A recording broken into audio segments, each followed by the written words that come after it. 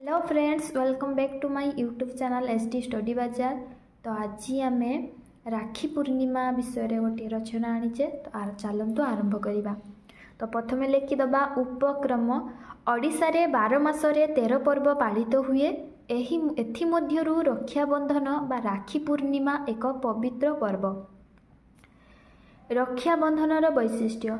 एही दिन महाप्रभु बलभद्र जन्म होइतिबारु एहाकु बलभद्र जन्म बा गम्हा पूर्णिमा कुहा जाए।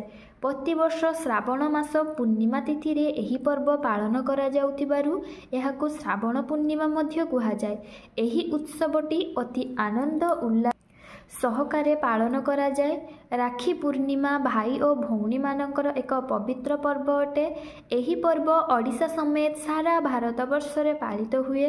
प्रतिवर्ष श्रावण मास पूर्णिमा तिथि रे एही पर्व पालन करा जाए। नेक्स्ट हेडिंग होची रक्षाबंधनर आकर्षण।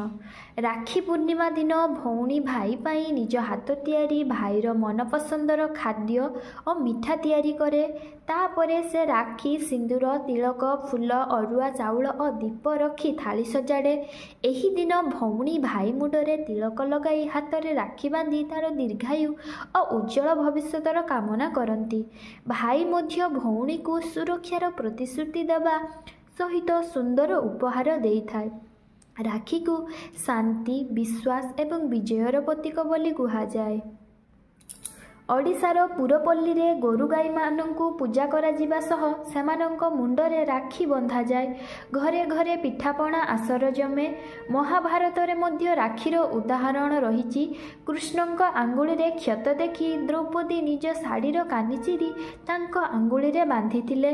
श्रीकृष्ण एहार ऋण परिशोध करिबाकु जाई द्रौपदींक वस्त्रहरण समय रे कटी वस्त्र देई द्रौपदींक लज्जा निवारण करिथिले।